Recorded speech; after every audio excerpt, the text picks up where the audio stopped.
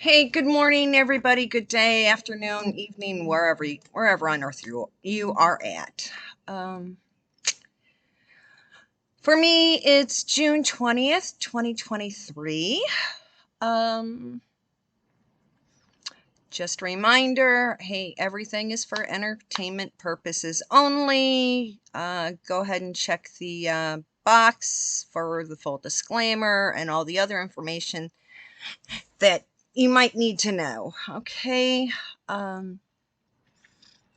reminder that this upcoming Saturday, I will be doing another live broadcast. That'll be starting at 1 p.m. Central Standard Time. So, yeah, it's it's actually the 24th.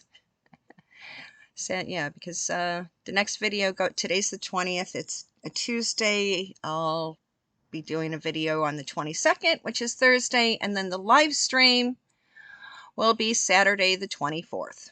And that's at 1 p.m. Central Standard Time, which is 7 p.m. UK time. So, let's go on from there. Oh, yeah. Top thing that everybody is kind of really has their knickers in a twist about is Blinken. Yeah.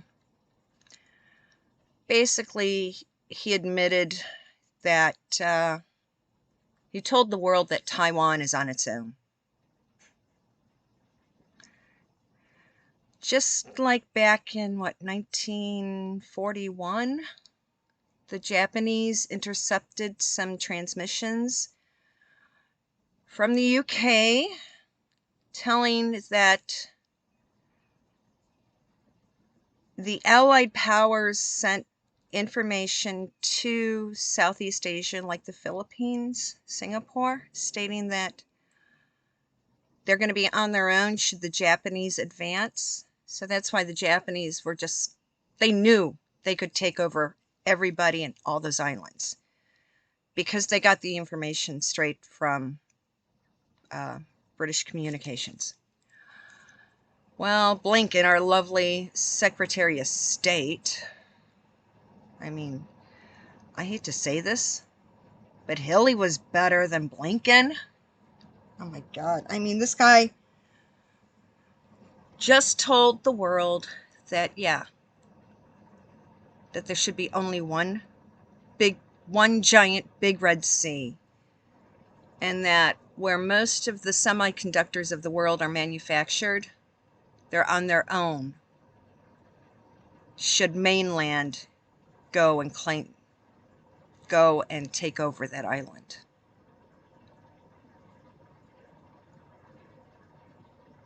It's not good. Not good at all. So, I would say within 6 months there's going to be a lot of stuff going on. It's going to get really nasty. Thank you, Blinken, for making the world know of this. And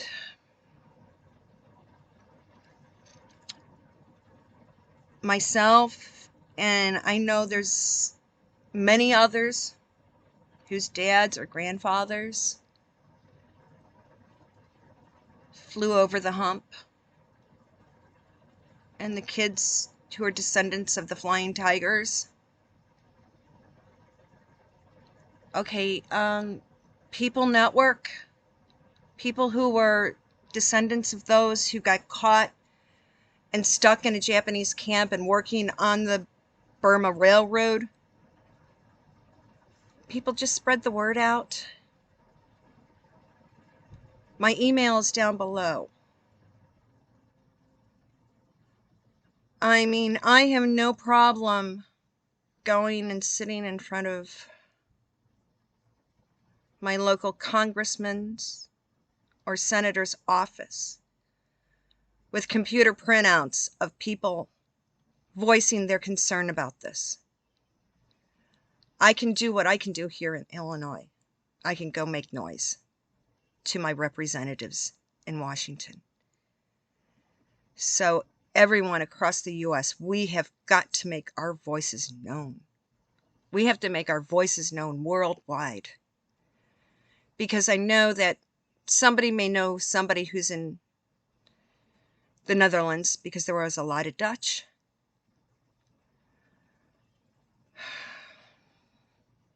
I mean, if we can get this information, and maybe Jane Seymour, the actress,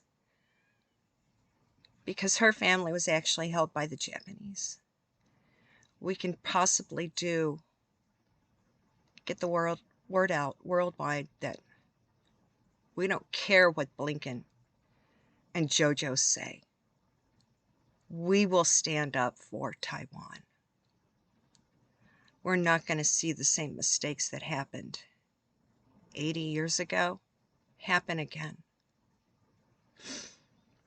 So, yeah, my email's down there. If we need to do an international email with descendants of the people who had to deal with the crap in Southeast Asia from the Japanese, let's go for it. And the Chinese that have been able to escape the Big Red Sea, let's stand up and get our voices known. I'm doing what I can right now with this platform. And I just hope we can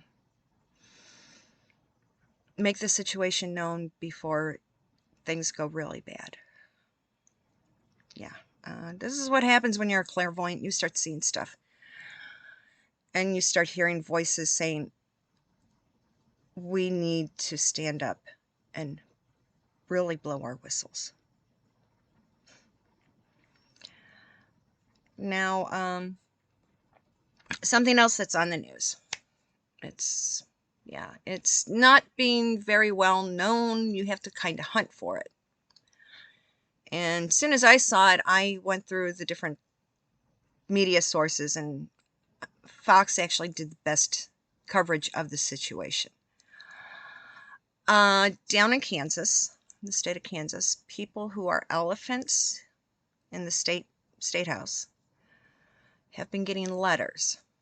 And the letters have a return address of a local church. And the name on there is referred to is the name of a transvestite who's dead, who's passed over the bridge.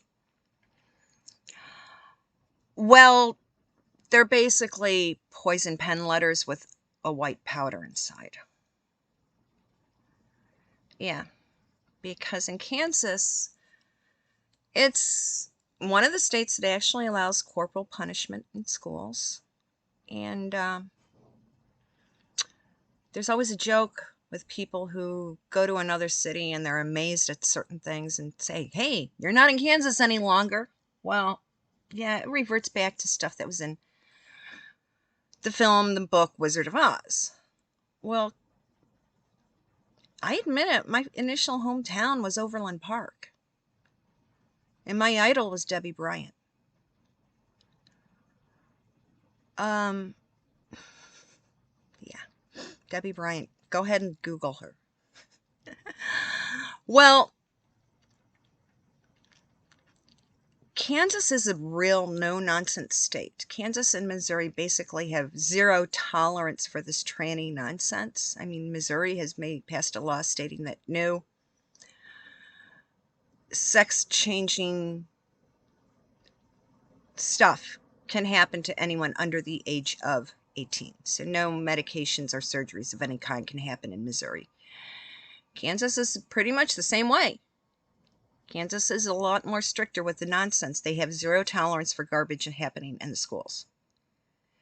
If a kid is spouting off filth from their mouth, yeah, they might get a bar of ivory soap shoved into it. If a kid's being a bully to somebody else, the bully might get a paddle on the butt. So they don't put up with nonsense in the schools. And the trannies are the tranny groups are like having kitten fits. So now they're coming up with this chain letter nonsense. So just wanted to put that out. The other thing that did hit the news is that Bernard Arnold, who is the head guy for LVMH, who owns Dior and Louis Vuitton, he put it up on his private social media. Sorry, Rach, not a snowball's chance. Okay. The other thing that's all over social media now, I guess there is a company out of Canada that takes people, tourists, looky-loos, out into the Atlantic Ocean in a submarine to go see the wreck of the Titanic. And well, right now, the submarine is MIA. I'm sorry, but that area is basically a graveyard.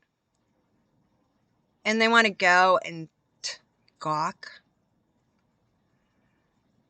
So maybe those who crossed that bridge that April night, back in what, 1912?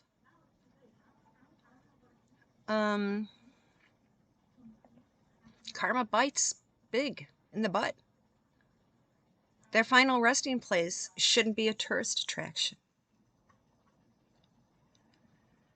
So, the people that went down, I think this is, they decided to say, no more. No more looky-loos. I feel sorry for the people who are in that craft, but, okay. Right now it's, what, 10:50 a.m. Central Standard Time, so I haven't looked at any media for the past hour or so, so I don't know if they've been rescued or that craft can only sustain people for about 90-odd hours. So they may pass or just be in for a really bad scare. Enough that they stop this nonsense of visiting and upsetting the resting place of so many people. Okay, another thing that's hit, and I'm surprised that it's taken this long. Now, a while back, there was this girl, young lady, I guess she was in her early 20s, by the name of Mahsa Amini in Iran. She lived in Tehran. And hey, she's the new generation, and she wasn't wearing the hijab according to the mullah's regulations. Yeah, she was the one who was arrested and crossed the Rainbow Bridge under suspicious circumstances while being held in the local police station. Well, there have been a lot of gatherings in her honor across Iran, basically for women's rights. And now Iran is upset because over 20 countries are now supporting the young women who gather in honor of Mahsa Amini. So, yeah, thankfully, enough women in the United States were supporting that cause.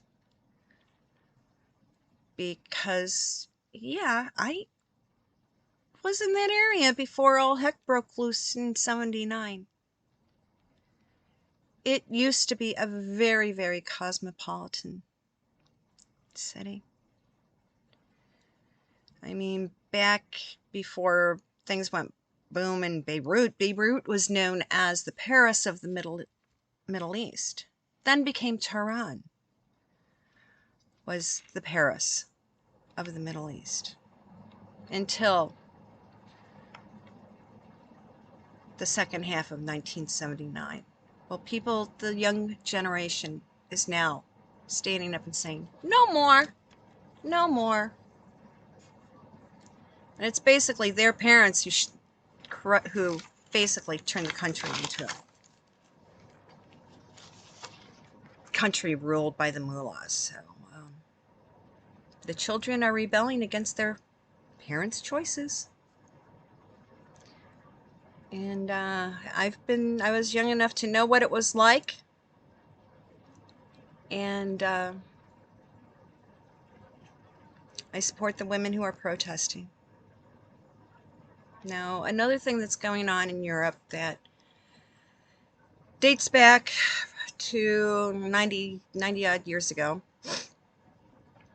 You see, back in 1934, it started in Sweden, of all places. But I think they were inspired by what was happening in Germany. You see, in the EU, if somebody's classified as disabled, if a woman is classified as disabled, just the blanket term disabled, they can be forcibly sterilized. Now, think for a minute. Let's say a young girl is born hearing impaired. She may only have 20% hearing, but she can see what's going on. She's intelligent. She can go to school. She can use a cochlear implant, but she's still classified as disabled because her hearing is in deficit. So she's classified as disabled. In some countries, that young girl is going to be forced to be sterilized. Let's say a young woman was in a riding accident or a car accident and she lost a limb. She's disabled. She'll be forcibly sterilized. I can understand the rationale behind it because there are some women that are born with extreme deficits where it would not be prudent for that female to run the risk of having a child or even basic bodily functions that happen on a monthly issue. They just don't have the capabilities to comprehend what's going on with their bodies. There are some women born in that state. So I can understand the reason for doing the surgeries in those instances. But to have it as a blanket word with no statute of limitations, but just because if somebody is classified as disabled, it's automatic. Yeah, let's say somebody was riding their bike or riding their horse and fell, a young girl, and now she suffers with chronic back pain and spinal stenosis. That's a disability. Imagine if Elizabeth Taylor was living in one of those countries right now. She hurt her back during the filming of National Velvet. She lived with chronic back pain for the rest of her life. In some instances, she could be classified as disabled. They would have sterilized her. Yeah. So, so far Sweden has stopped doing it as a blanket thing. But I hope my viewers who are in the UK and Europe can help spread the word to force the EU to just get rid of that blanket law. Yeah, it needs to be taken away. It needs to be stopped.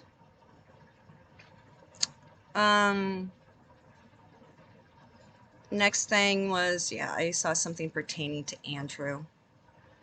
And they're trash talking him and they're saying this and they're saying that noise, but every time I see something about Andrew and how they're trying to supposedly force him out of Royal Lodge and that he's no longer a senior royal. Well, I keep getting the information that Andrew actually has the keys, the inside intel about the Miami guy. And the Miami guy, even though he's crossed over the Rainbow Bridge, supposedly, I mean, he's like an octopus with very long tentacles. So I keep getting the hunch that Andrew has the keys to this.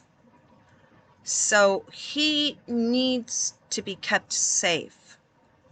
That's why they classified him as no longer a working senior royal, so he could be kept safe. The only time we see him now is at big events, where there's a poop load of security, like the coronation. I mean, there were so many heads of states. I mean, the security was on that was like just wild. Okay? So, like the Garter Parade, the walk from the Round Tower down to St. George's Chapel, they didn't have that much security. So, it would be real easy for someone to possibly do something to Andrew. So, no, that's why he stayed indoors, where it was safe. Andrew holds the key to the Miami guy. That's why he's not being seen out and about doing stuff. It's for his own safety, because in time, he is going to reveal everything. So, people, that's what's going on with Andrew. Now, one of the guys that I like listening to, Mark Dice, he went on today about talking about, there's this dude who's down at Baylor, and he's supposed to be, his name is Peter Hodes. He's supposed to be one of the top guys who deals with illness liquids. Well, I guess a couple people have put up big money to say, hey, why don't you go on the show and debate with Bobby Jr. about these illness liquids? Well, this guy from Baylor is being a big monster chicken. I've got people down in that area, so yeah, I may shoot an email down there to say, hey, what's the real deal on this dude? How well respected is this Peter Hodes? I mean, right now,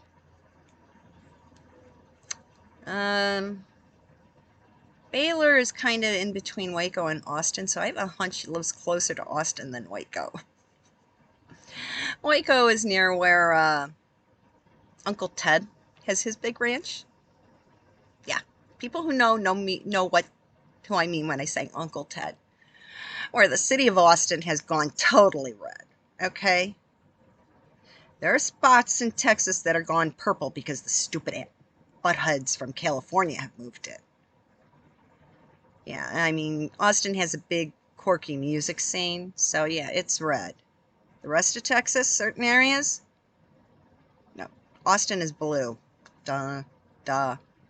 Austin's gone blue. A lot of other sections of Texas are definitely red, but the donkeys reside in Austin. I mean, the California goofs have moved there and turned it blue. Other areas are purple. Houston's a mess. Houston is polka dots of every color because they've got every nationality under the sun living there. And no zoning.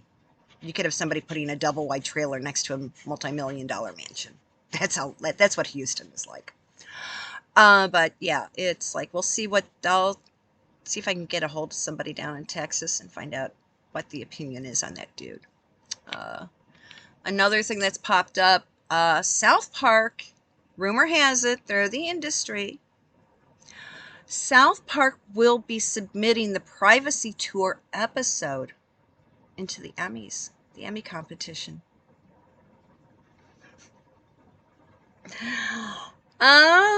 Maybe Privacy Tour Part 2 might be the #1 episode for season, what, number 27? So let's see. Another thing that I watched, And because I do watch the international news, and I can't understand other languages, and I kind of laugh. A friend of mine, the company she works for, was just bought out by a French company, which really is the French government. Yeah.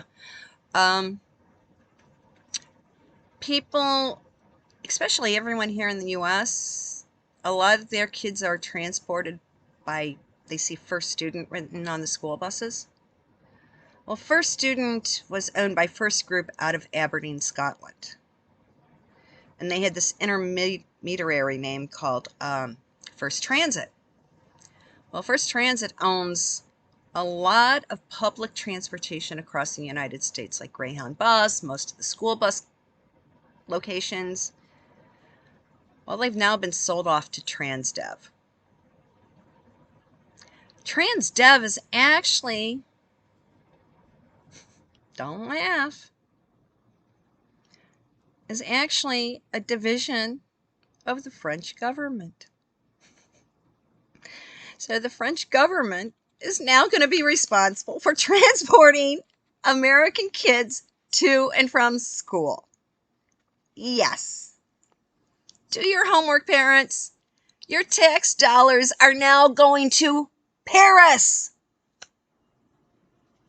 Go to your school boards and say, no, you do not want your tax money going to France, and that all school bus contracts with First Student / Transdev are to be severed. Okay? Yeah. Transdev just bought out First Student all their school buses and Greyhound Bus. So the profit line goes to the French government. Bad enough the U.S. government takes a chunk of our money in taxes. And now they have to share it with France? Parents, stand up. Spread the word. Okay? And I can't forget my favorite Swede. His commentary today, he's laughing because he read the BBC. BBC is saying that the flu liquid is safe and effective. Okay. It's just crazy everywhere right now. I mean, even here where I live, we've got Baboon Johnson stating that he doesn't want any news about the city of Chicago to be shown on the media. He doesn't want any media coverage of what's going on in Cook County, basically. I mean, over the weekend, excuse me, there were a ton of pow-pows because of this silly kind of faux holiday called Juneteenth. I mean, okay, yesterday morning I had a doctor's appointment, so my doctor was working. But, and a lot of other companies were open for business, but public transit wasn't. It was on holiday schedule. Banks were closed. Government offices were closed. So it's one of these holidays that is now, everybody has to make up their own mind whether or not they're going to celebrate it. And now there's like, over the weekend, there were a lot of celebration parties about Juneteenth. And nearly, I would say about 50% of the big social gatherings celebrating it, pow-pows happened. And Baboon Johnson doesn't want the rest of the United States or the media to talk about it. Talk about a news blackout. Yeah, I mean, I was talking to someone who used to live in the city and she's thinking about moving in there. I go, when was the last time you actually spent time in the city and walking around the neighborhoods? She goes, well, it's probably, I go, no. We know San Francisco is basically a bordered up ghost town. I mean, we went from Beetlejuice to the baboon. It's, you know, Detroit is gone. San Francisco's gone. Chicago's next. I'm lucky I live in a very, very, very safe neighborhood. I was talking to my landlord yesterday. He goes, yeah, I know your lease is going to be renewed. Don't worry about it. We'll just send you an email. He goes, where else are you going to go? I go, I know, I'm on disability. I'm limited as to what I can pay in rent. He did tell me that my rent's going to go up. So I'm just like, okay. I have a feeling my rent is going to go up by a higher percentage than my disability went up. So, yeah.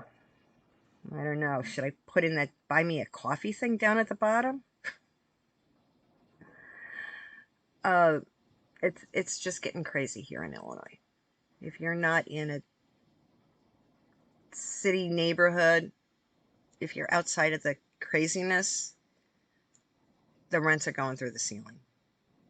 Housing prices are going through the ceiling. Because nobody wants to live within the domain of baboon. So, okay, it's been half an hour. I've taken up enough of your time today. Just remember the next video goes up on Thursday the 22nd. That'll be up at 4:30 Central Standard Time, and that's a pre-recorded video like today. But on Saturday the 24th, 1 p.m. Central Standard Time, I will be doing a live broadcast, so tell your friends if they want to come on and get a couple questions answered. They're more than welcome to. And I hope to see a lot of people on Saturday. So everyone have a great Tuesday, and I'll be chatting with you online on Thursday. So bye-bye for now.